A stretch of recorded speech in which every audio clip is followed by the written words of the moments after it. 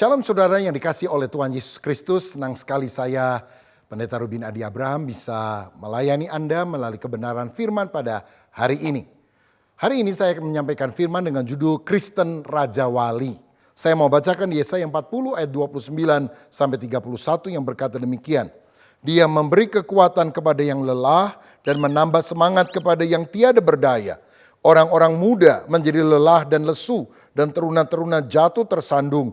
Tetapi orang-orang yang menanti-nantikan Tuhan mendapat kekuatan baru. Mereka seumpama Raja Wali yang naik terbang dengan kekuatan sayapnya. Mereka berlari dan tidak menjadi lesu. Mereka berjalan dan tidak menjadi lelah. Haleluya.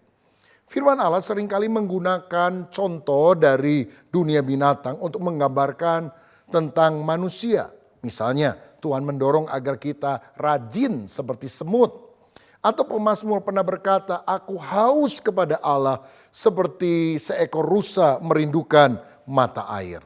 Nah, hari ini kita akan belajar sebuah perbandingan simbol antara kehidupan kita sebagai umat percaya dengan Raja Wali. Saudara tahu bahwa Raja Wali itu disebut sebagai raja dari semua burung. Seperti singa yang disebut sebagai raja hutan atau raja rimba, begitu juga Raja Wali adalah burung yang terbang dengan gagahnya di langit lepas. Nah, apa yang harus kita tiru daripada Raja Wali ini? Yang pertama, kita harus tahu bahwa Raja Wali itu bersarang di puncak bukit batu. Artinya di tempat yang tinggi, bukan tempat yang rendah. Ayub 39 ayat 30 dan 31 berkata, atas perintah Mukah Raja Wali terbang membubung dan membuat sarangnya di tempat-tempat yang tinggi. Ia diam dan bersarang di bukit batu, di puncak bukit batu dan di gunung yang sulit didatangi. Saudara, ini melukiskan bahwa Kristen Raja Wali adalah orang yang berlindung kepada Allah yang maha tinggi, yang juga merupakan gunung batu keselamatan kita. Kita tidak boleh mengandalkan manusia, orang hebat, orang kaya, orang berpangkat. Tetapi kita harus memandang kepada Tuhan. Aku melayangkan mataku ke gunung-gunung, dari manakah akan datang pertolonganku. Pertolonganku hanya datang dari Allah yang menciptakan langit dan bumi. Bukan gunung yang menolong kita, tapi Allah pencipta gunung. Itulah andalan kita. Dalam Mazmur 61 ayat 3 dan 4 dikatakan, dari ujung bumi aku berseru kepadamu, karena hatiku lemah lesu, tuntunlah aku ke gunung batu yang terlalu tinggi bagiku. Sungguh engkau telah menjadi tempat perlindunganku, menara yang kuat terhadap musuh. Saudara, Tuhan digambarkan sebagai gunung batu, bukan gunung batu beneran yang kita harus daki, tetapi naik ke hadirat Tuhan. Masuk ke tempat kediaman Tuhan, meminta pertolongan Tuhan. Orang yang mengandalkan Allah, yang duduk di tempat yang maha tinggi, dia akan mendapatkan perlindungan dari Tuhan. Badai boleh datang dalam kehidupan kita, tantangan kesulitan ada di sekitar, tapi mari kita mengandalkan Tuhan gunung batu kita. Satu kali ada sebuah lomba lukisan. Saudara, orang boleh melukis bebas, hanya tema yang ditentukan, damai. Siapa yang menang dapat hadiah. Nah, lukisan pertama bagus sekali, saudara, melukiskan danau yang tenang dengan pemandangan alam yang sangat indah. Diberi judul damai. Gambar yang kedua menggambarkan ada sebuah rumah kecil dan petani tinggal bersama dengan keluarganya dengan bahagia. Di sekitarnya sawah-sawah dan di latar belakang ada pegunungan yang menjulang. Sangat asri, sangat indah. Diberi judul damai. Tapi ternyata pemenangnya adalah lukisan ketiga. Yang menggambarkan gelombang laut yang bergelora. Awan hitam yang menggantung. Tetapi tampaklah dua ekor burung camar yang sedang bercengkrama. Kenapa? Karena mereka berlindung di sebuah batu karang. Dan inilah pemenang yang disebut sebagai damai. Damai itu bukan berarti karena kita nggak punya masalah. Tapi di tengah kesulitan, krisis kesehatan, krisis ekonomi, masalah apapun, kita mengandalkan Tuhan, berseru kepada Tuhan, berlindung kepada Dia. Dan ada kemenangan yang Tuhan akan berikan. Berdoa kepada Dia, Dia mendengar seru doa kita. Yang kedua, saudaraku, Raja Wali itu terbang di atas badai. Alkitab tadi berkata, Raja Wali itu membumbung tinggi. Berarti dia bisa menembus awan hitam. Saudara, kalau kita naik pesawat dan ketika cuaca hujan, aduh kita ngeri ya, ketika take off itu rasanya goyang-goyang. Rasanya awan hitam di atas kita. Tetapi ketika terus pesawat ini terbang tinggi, zet, melintasi awan. Apa yang terjadi? Cerah semuanya. Matahari bersinar. Karena di atas awan hitam ternyata sang surya tetap memancar, memberikan harapan yang baru. Begitu juga Kristen Raja Wali. Ada banyak orang pada masa kini terbenam di bawah awan hitam. Artinya dikuasai oleh masalah. Nah, Tuhan ingin agar kita naik mengatasi masalah tersebut. Bukan menjadi pecundang tetapi menjadi pemenang. Itu Kristen Raja Wali. Kalau gagak gak bisa terbang tinggi, saudara sekalian. Dia terbangnya rendah di bawah awan. Kalau ada masalah cuma kuak, kuak, kuak. Oh, ngomongnya banyak. Oh, bicara sana sini, hoax sana sini. Tapi lain kelasnya daripada Raja Wali.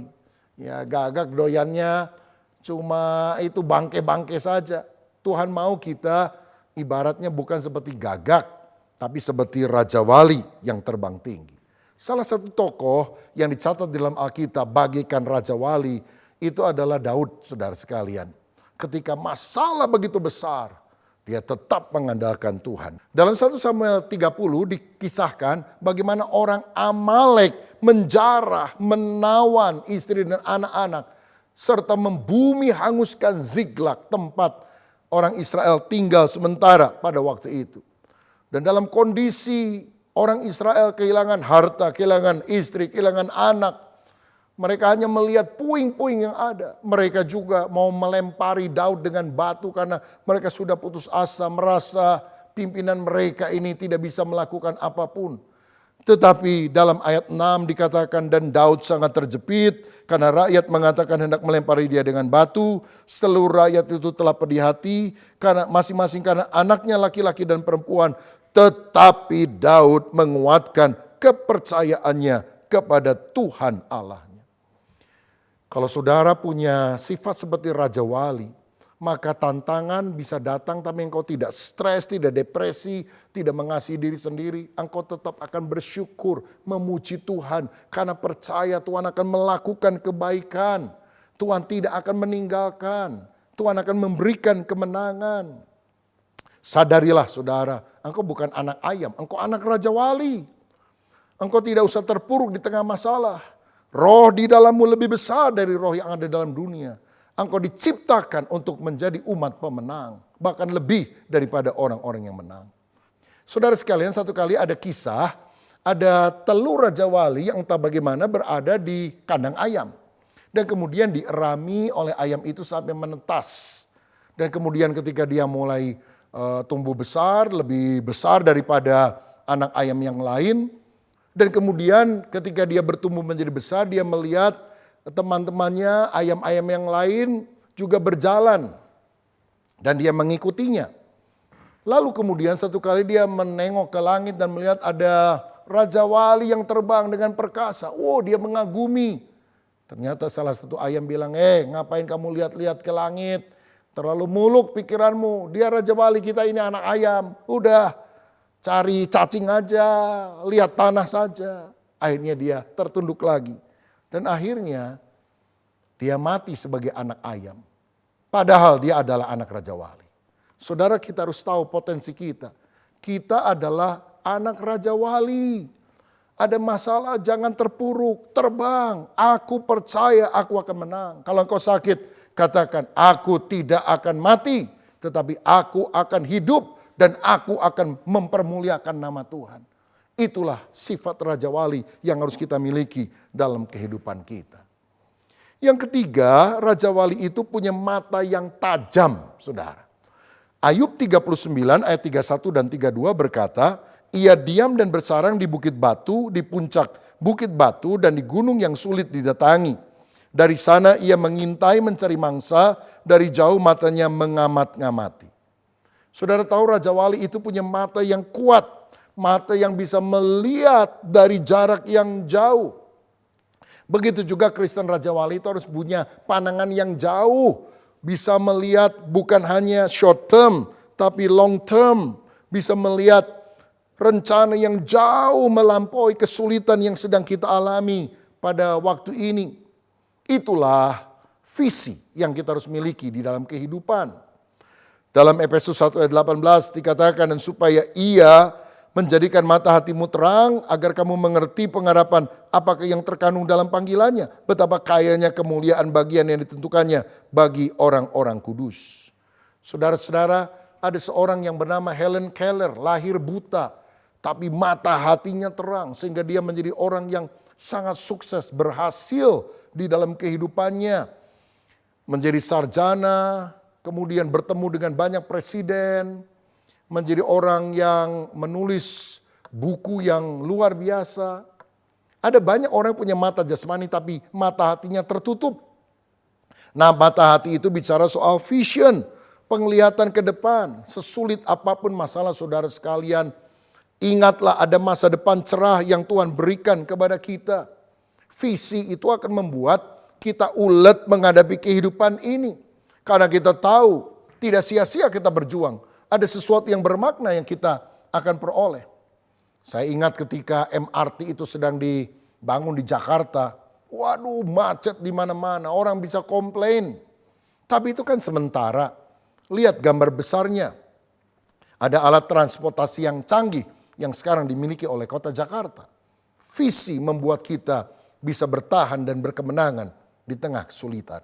Saudaraku, karena itu mari kita belajar melihat dari perspektif ilahi, dari sudut pandang Allah, apa yang sedang Allah rancangkan dalam kehidupan kita, yaitu rancangan yang terbaik.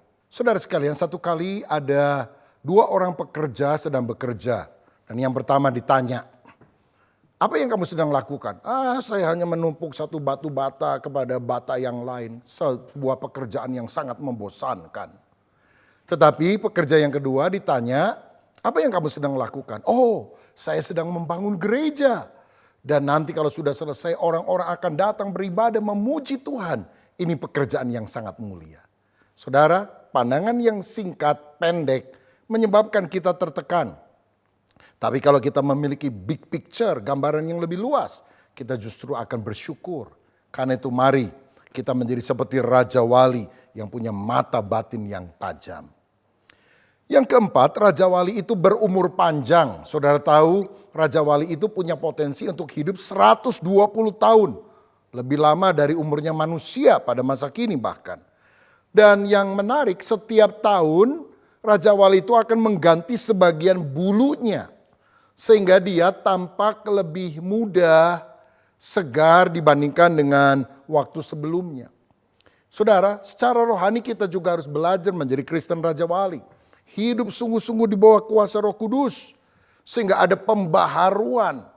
Alkitab berkata, berjalan makin lama makin kuat, berlari tidak menjadi lelah. Karena kita seperti burung Raja Wali. Nah, tentu saja fisik kita akan makin merosot. Tetapi iman kita, manusia batin kita harus makin perkasa.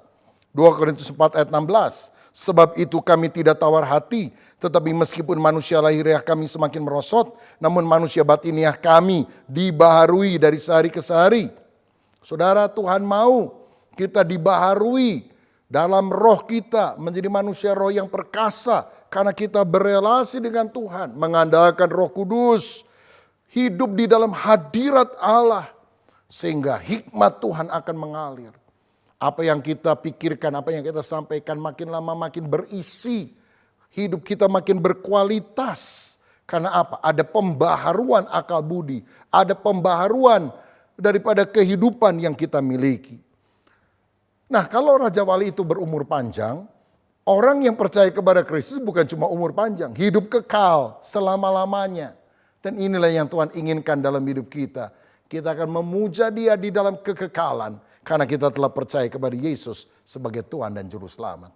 Kalau ada di antara saudara yang belum yakin akan keselamatan, bertobatlah hari ini.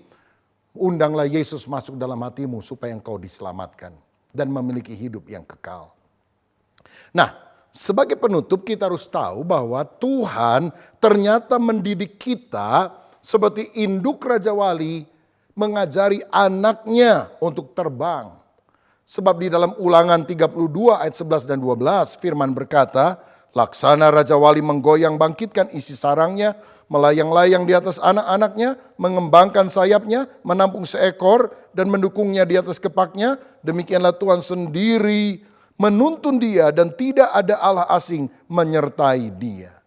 Saudara, induk Raja Wali kita tahu membuat sarang di tempat tinggi, sarang yang nyaman bagi anak-anaknya. Dan anak-anaknya disuplai makanan, minuman. Dan mereka tenang sekali, merasa hangat, nyaman dengan apa yang ada. Tapi setelah anak itu mulai tumbuh dewasa, induknya ingin agar anaknya bisa terbang. Tapi anaknya tidak mau. Udah mami, saya senang di sini aja. Apa yang terjadi? Raja Wali akan terbang mematuki sarang-sarang itu. Sehingga sarang mulai bolong-bolong. Tentu anaknya berteriak-teriak karena dipikir induknya melakukan hal yang jahat. Dan kemudian induknya terbang dengan kekuatan yang penuh mengitari sarang tersebut seperti helikopter. Saudara sekalian, wung, wung. Akhirnya apa? Angin ribut muncul. Dan kemudian dia jungkirkan sarang itu. Itu anak Raja Wali jatuh. Wah, dia pikir sudah mau mati. Ternyata induknya zut, cepat sekali terbang. Kemudian merentangkan sayapnya, menampung anaknya pada sayap tersebut. Wah, anaknya lega, gak jadi mati. Diangkat ke atas saudara sekalian. Dan ternyata setelah di atas dijatuhkan lagi. Wah, tapi induknya kemudian datang lagi. Menopang anaknya. Begitu berkali-kali sampai akhirnya anaknya belajar mengepakkan sayapnya yang kecil. Lama-lama menjadi kuat. Dan akhirnya Raja Wali itu bisa terbang mencari makanan. Pergi ke sana kemari menjadi Raja Wali yang mandiri dan dewasa. Tahukah saudara, mungkin hari-hari ini ujian sedang datang dalam hidup saudara. Mungkin kenyamananmu digoyang-goyang, pekerjaanmu, masalah datang di dalam keluarga atau apapun. Ingat, Tuhan tidak punya maksud jelek. Dia ingin mendewasakan kita supaya kita matang secara rohani. Tidak lagi terus dinabobokan karena kita anak yang kerdil rohaninya secara rohani. Tapi kita menjadi orang Kristen yang dewasa, yang teguh menghadapi segala tantangan. Seperti Daniel yang percaya ada pertolongan Tuhan sehingga dia lepas dari gua singa. Seperti Sadrah, Mesakh, Abednego yang mengarungi lautan api dengan kekuatan dari Tuhan. Karena apa? Karena mereka adalah orang yang sungguh telah diuji dewasa menjadi serupa seperti Kristus. Saudara, ini doa saya, biar karakter kita lebih dimatangkan dan kita menjadi seperti Raja Wali yang dewasa, yang kuat berkemenangan di tengah segala tantangan. Mari kita berdoa. Bapa Surgawi, terima kasih untuk firman-Mu yang telah kami terima. Oh Tuhan, kalau ada anak-anak-Mu yang menghadapi angin badai, hujan lebat, tofan datang, dalam nama Yesus, biar Engkau memberikan kemampuan untuk kami terbang tinggi, mengatasi segala perkara, mengandalkan Allah, melihat masa depan yang indah. Dan kami selalu berada di hadirat Tuhan, memuji menyembah Tuhan. Sehingga kami akan diperbaharui dengan kekuatan yang berasal dari Allah sendiri. Terima kasih Bapa, dewasakan kami sehingga karakter kami makin hari makin mirip seperti Kristus adanya. Berkat atas kami di dalam nama Tuhan Yesus Kristus. Haleluya. Amin. Tuhan Yesus memberkati.